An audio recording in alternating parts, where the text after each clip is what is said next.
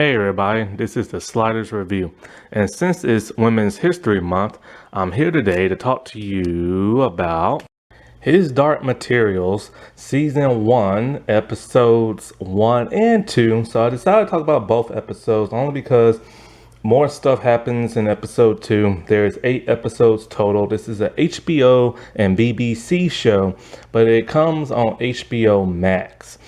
And so I watched this years ago when it came out, and it's a really good, fascinating fantasy type show. What I didn't know is that it's actually written in a biblical sense, that the writer had like Christian themes in it, similar to that of Chronicles of Narnia. Like, it's funny, there's even a Lord Asriel in this and stuff. And so, like, I've always wanted to talk about this show, but since I watched season 1 and 2 years ago, 'cause it came out in 2019, I wanted to refresh my memory. And so when I got HBO Max again, I decided to rewatch it. Now, season 3 is coming out later this year, and it will be the final season. They decided to adapt every book. And I'll get more into that when I do like a rundown review and stuff like that. But anyway, this episode, or 2 episodes, it revolves around a young little girl named Lyra, or Lyra. I can't say the British type term. She's played by Daphne King, who was X-23 in the Logan movie. Remember the little girl with the claws and everything? She's all grown up now, and she's playing like this character. She's pretty cool. Like, she only has 4 acting credits to her name, but 2 of them are major. This and Logan. She was on a show called The Refugees, but that only lasted 1 season. And so, like, she's this young, headstrong, spirited, feisty girl who's always running around, disobeying orders and stuff like that. And she has this best friend named Roger, and she's always running on rooftops and sliding down rooftops, and she's very adventurous and outgoing. And so there's a little backstory with her. That's a little epilogue in like the beginning. It says that during the Great Flood, Lord Asriel brought her to the sanctuary, this library type place. I forget the name of it right now, but I'll tell you later in the rundown review. Something sanctuary. Scholastic Sanctuary. It's a library with all these like scholars and librarians and stuff like that. And she's an orphan there. And so is her friend Roger. And so in the beginning, we see them like running around and everything and just having a good time. And then at some point in time, she sees her uncle, and she really loves her uncle. And so like he promised to take her to the north and everything because he's an explorer, and she wants to explore as well. Now, one thing I haven't mentioned yet about this show and why it's so fascinating is that almost every person in this world has what's called a daemon. And that's a little, like, when you're born with a little animal, and the animal is like your companion. It's like your best friend. Think of Digimon.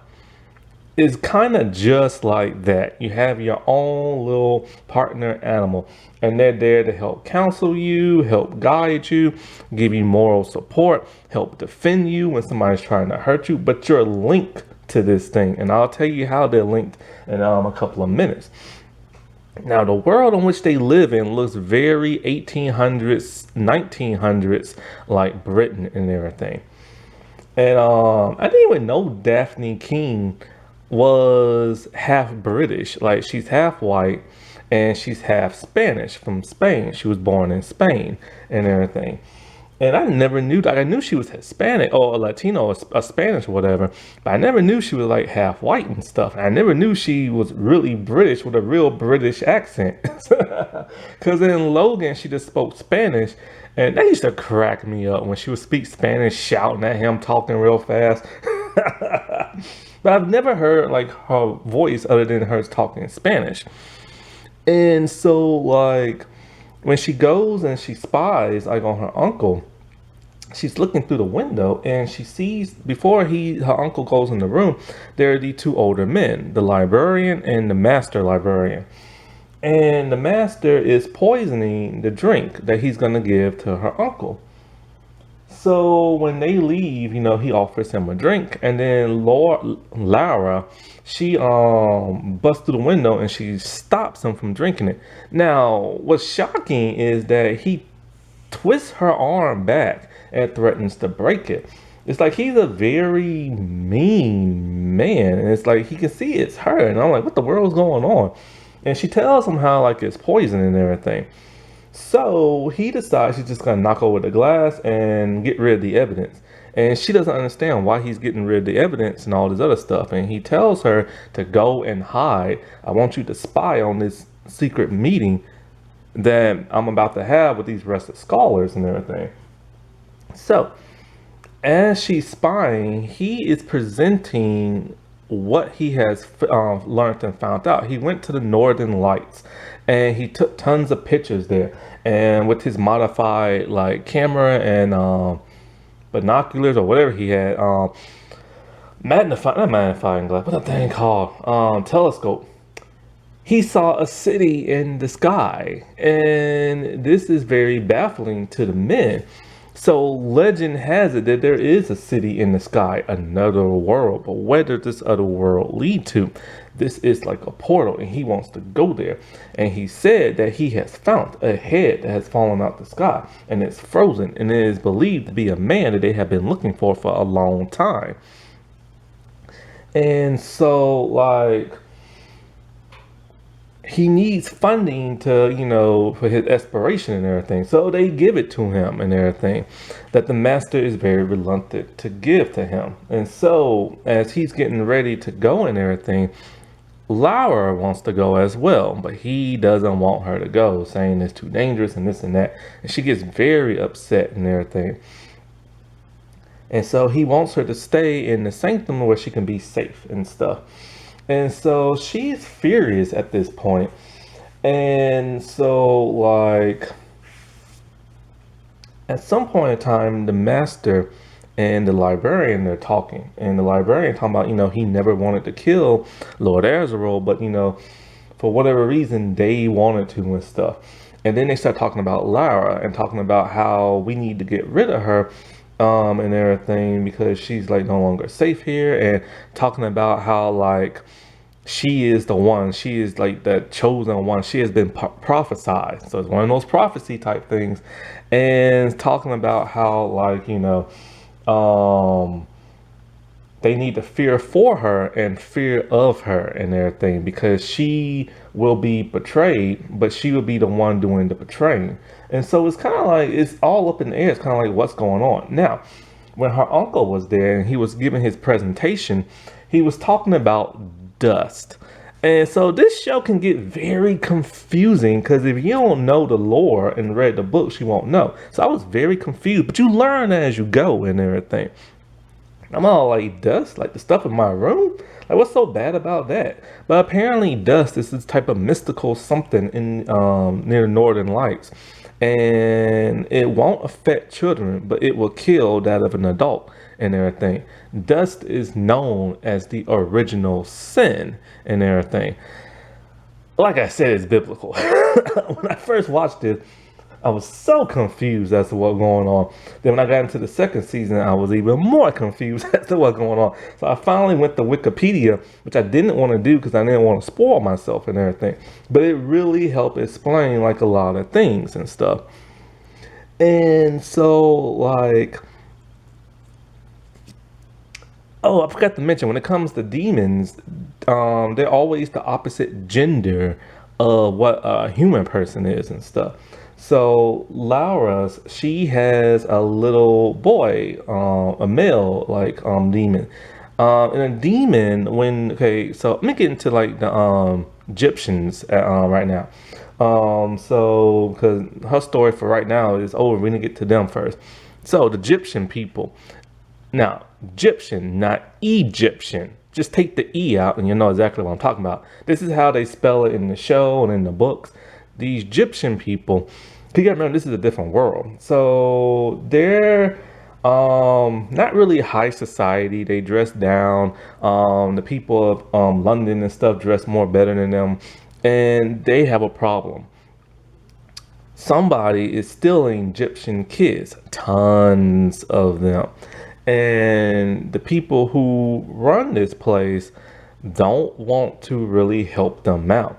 There's 27 kids missing, and so they decide to take matters in their own hand. Now, the people who are in charge of everything, this is going to be kind of hard for me to say. Magisterium, something like that. They are the people like in charge, and they don't play around whatsoever. And they don't want to help find these kids. Now, while we're there, there's a woman named Maggie and her older son, Tony. His demon is about to take its final form. See, when you're a kid, your demon can take the shape of any animal and any bug it wants to. And so, like, but when you become like a more mature age, it takes its final shape and it gets to choose what it wants to be and everything. And so Lord Azrael, he has like a spotted like panther, a puma or something like that. And so like they're celebrating Tony's big day and everything, and Tony's little brother Billy decides to wander off. And when he wanders off, he sees a little fox demon and everything. And he's mesmerized by this. And the next thing you know, he gets kidnapped. Maggie Costa, she is very worried and she wants to go looking for her son. But the older men of the group, they say they're going to go looking for him and stuff like that. And one of them is Lord Fair. It turns out Lord Fair, him and Maggie was hooking up at one point and they made Billy and everything. So he promised to her, he's going to find all the children and stuff, because there's 27 missing in total. Somebody's stealing little kids and stuff, but they don't know who and for what reason. And so when we get back to Lyra in the library and stuff, they have some special guests. One is a woman named Mrs. Coulter. She's a very nice woman, played by the woman from Luther, who played the crazy lady and stuff. And so she's very fascinated by Lyra and everything. And she's this very groomed, very sophisticated woman, very well educated and everything. And she's very nice. The reason why I said that. And so the master dude, the master librarian dude, he has arranged for Lyra to go live with this woman. And it's kind of like, why? She was in the sanctuary to be safe and everything, but we don't know why she was placed there. And so this woman tells her, I have like, because see, here's the thing about this place. There's no electricity of any kind, no electronics. They don't have jets or like, I think cars for that matter. They have sky ships and boats, and that's about it. And so like she said she has an airship and they're gonna go live in her apartment mansion type thing. But Lyra wants her friend Roger to come with her, and he's serving food right now. He works in the kitchen staff. And so Miss Coulter isn't really feeling Roger and doesn't want him to come, but Lyra begs her and everything. So she agrees. And so when she tells Lyra, pack your bags, and all this other stuff, and getting ready to go in like the morning and, like stuff like that, right? And so like,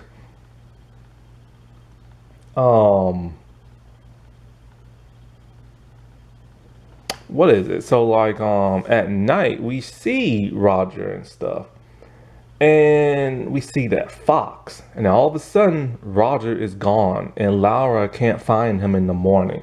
She tells Miss Coulter like, oh, something must have happened to him, he must have been taken or something like that. And then I started thinking to myself, how in the world did those people who snatch kids, which are known as gobblers, by the way, look, it's a made-up fantasy world with all these different words. That's why I'm digging it. These gobblers, how in the world did they infiltrate the sanctuary? It's supposed to be a very secure place. Now, the sanctuary looks a little bit like Hogwarts, especially in the inside. And so Miss Coulter's kind of like, oh, maybe he just didn't want to go. And but Laura, she just, she just not having a good feeling about this. Well, when she talks to the master and everything, he gives her something. He gives her a golden compass.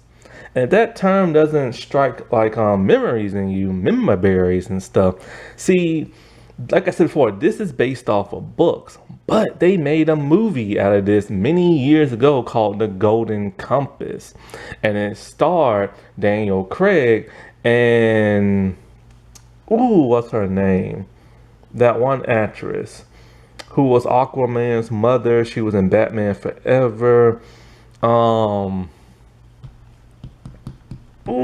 I used to know her name really good.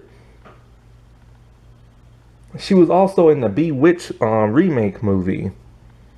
God, she played Chase Meridian in Batman Forever. Oh, Kidman. Nicole Kidman, that's it, yeah.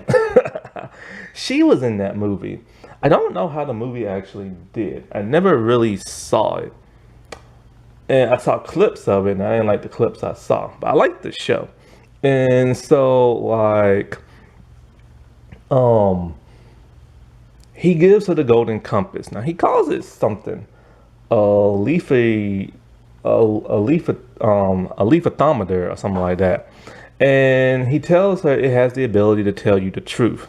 And so, but it's an ancient language that you have to read many books on and learn the craft. And so, but he doesn't have time to teach her and stuff. But he gives it to her and tells her you will figure out when time comes. So he tells her, keep this thing hidden and tells nobody. So it's interesting because like, I'll get into that later. So anyway, so she goes on the airship and she goes to live with this woman, right? And so the entire time while she's there, she keeps telling this woman, we have to find Roger. I can like coordinate like, some type of plan of action. And the woman's not hearing it. She doesn't want to like hear what Lyra has to say. All she wants to do is make her into a nice, pretty, prim young girl with and stuff like that, wearing dresses, which Lyra does not like, because Lyra likes to run around. And she literally tells her, I'm not going to be able to run around in this tight dress and everything and stuff like that. And she cleans the dirt out of her fingernails, and she's making her look like a sophisticated young girl. And she tells Lyra, like, look at me and look at all these other people. Like, when these male scholars see you, your appearance is what they think of you and stuff. And she tells them, do you see many female scholars around here like myself? No, and stuff like that. And she tells her it's very hard for us to get into an organization like this and stuff because they're women and stuff. And so while there, Lyra is like loving like the hotel, the big bed, the gold walls and all this other stuff, And so like while sleeping there, Lyra's demon hears something in the vents. Lyra thinks it's just the wind, but in another night, they hear it again. And so Lyra goes snooping around, and then when she opens the door, she sees Mrs. Coulter's demon in the room. But then when she turns around down the hall, it's Mrs. Coulter. She is very confused by this because your demon needs to stick close to you. If your demon is far away from you for too long, you will start to suffer pain and everything. And so as we see Miss Coulter coming, her golden monkey is next to her and stuff. And it's kind of like, well, hold up, that thing was just in the room. How did it get from the room all the way down to the hallway and stuff? And Lyra doesn't understand how. See, there's something going on and everything. Now she's starting to be suspicious of this woman. And so, like, while there, Lyra's always telling her all these stories about how she used to sleep outside on the roof and how Roger climbed up on her hair when her hair was really long. And the woman keeps telling her, why are you lying to me? Like, stop telling lies and everything. And Lyra's all kind of like, I'm not telling lies. Is she not? And that's, I don't really know. But when the whole Rapunzel hair thing, so there's a good possibility she's telling a lie, which is funny because she has a device that tells the truth. And so, um, at some point in time, I forget what happens. They have like a I think they had like a dinner and banquet type thing. And Laura is there serving drinks and everything, and a reporter comes up to her and starts telling her stuff, telling her you can't trust Miss Coulter and all this other stuff, and the Egyptian kids are like being taken and blah blah blah blah blah and like stuff like that. Well, Mrs. Coulter is talking to a man.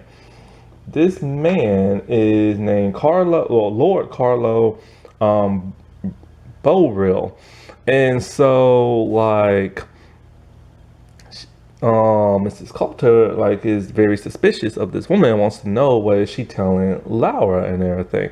And so like when the whole thing is over with, because she asked Laura, God I hate saying, I want to say Laura so bad. Laura, what that lady was talking about, and she's all like, oh, I don't remember. Well, the man goes and finds out, well, at least he tries to.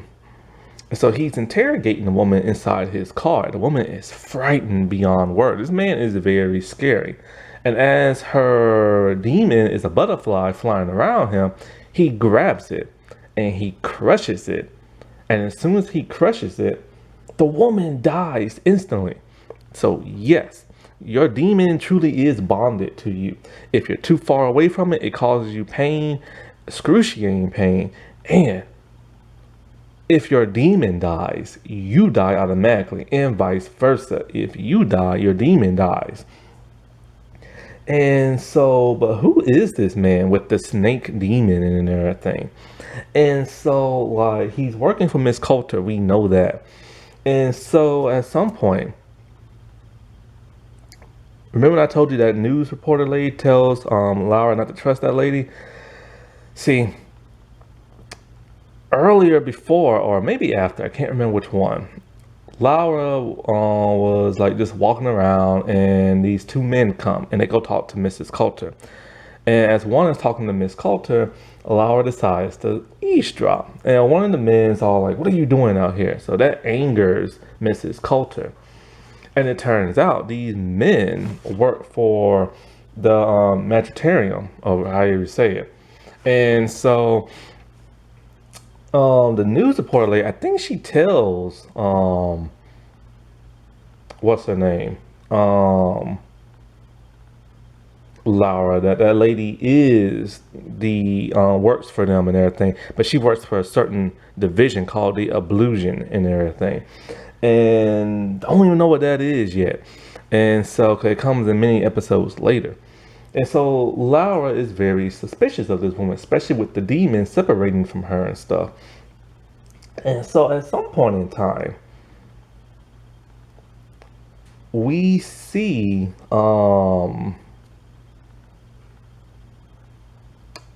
what is it? I forget what happened. What happened? We see Laura start to like spy on this woman and stuff. And so, cause like when they're walking, they see that like one of the vents is open. The lady's gone right now, but we don't know where she's at. And so when Laura is snooping around, she sees that one of the vent doors is open, and so she crawls through it. And she realized this is how the golden monkey got around and everything. He goes through like the ventilation system. And so like she goes in the lady's like study room, and as she's like looking through, she sees all these plans for stuff, kids in cages and stuff, and Laura has no idea what's going on. And she sees maps to like the northern area, the northern lights and all this other stuff. She knows this lady is bad news and stuff. And so the woman, where is she at? She goes to like a building, and when she goes into a room, there's like a lady there, and there are all the captive kids. She is the one collecting them and stuff. And so she heads back to her place, and Laura almost gets caught, but she doesn't. And then at some point in time, Laura is now being defiant and stuff. And that lady does not like that. And so Lyra keeps trying to use her golden compass, but she doesn't know how to use it. And she's getting frustrated. But she keeps it very close to her in a bag. And the woman's all like, why are you wearing your purse bag inside your own home? That doesn't make no sense. So the lady knows something is up and everything. And she's also fascinated and wants to know how Lyra knows a lot about dust when they first met. Because Lyra started telling her everything her uncle tells her. So then, at some point in time, the woman instructs her golden demon to attack Lyra's demon. And Lyra's all in kind of pain and stuff. And the golden monkey is beating the crap out of Lyra's like demon and stuff. And Lyra is unable to fight back, and the woman is like on top of like Lyra, and so it's like this huge confrontation. And it's like this woman is not as nice as she's thought out to be. She's a very evil person. I think the actress is played by Ruth Wilson. I think she always plays the evil roles, man. And so at some point in time, Lyra tells her, you know, my uncle will find out of this and he will stop you and blah, blah, blah, blah. And then the woman reveals to Lyra that he's not your uncle, he's your father. Lyra does not want to believe this because she was told both her parents died in a plane crash type thing. And so the woman tells her and everything, you know, the truth about like her father and everything. And all this other crap. And so, but she tells her, I don't know who your mother is and stuff. At some point in time, Lyra has had enough. And at one point in time at night, she just like escapes and runs away. And the woman is unable to capture her and stuff. And so when Lyra is on the streets at night, she has no place to go. She is sleeping out in the cold. And then it happens. She is kidnapped by a man. The gobblers, the same one who are kidnapping little kids and stuff. And then it like ends. Now I'll get into the rest of what happens when I do the rundown review, because there's only 8 episodes and stuff, but you will be shocked and amazed about the revelation that happens and everything. Now, the Egyptians, they did manage to go to that building where the kids were at, but the kids were already gone and everything. Somebody had tipped them off, but who exactly? And so like now the men are like set out to find the rest of the kids, and they let Maggie knows that they was close and stuff. It's a very, very, very fascinating show. I love season 1. Season 2 I like, but there's some things in season 2 that gets even more confusing. And also it spends less time in the magical world and in the netherworld and stuff. And so yeah, but like I said, it's a very fascinating show. It's on HBO Max. Check it out. It's very, very interesting. Happy Women's History Month, everybody. All right, I'll talk to you later. Bye.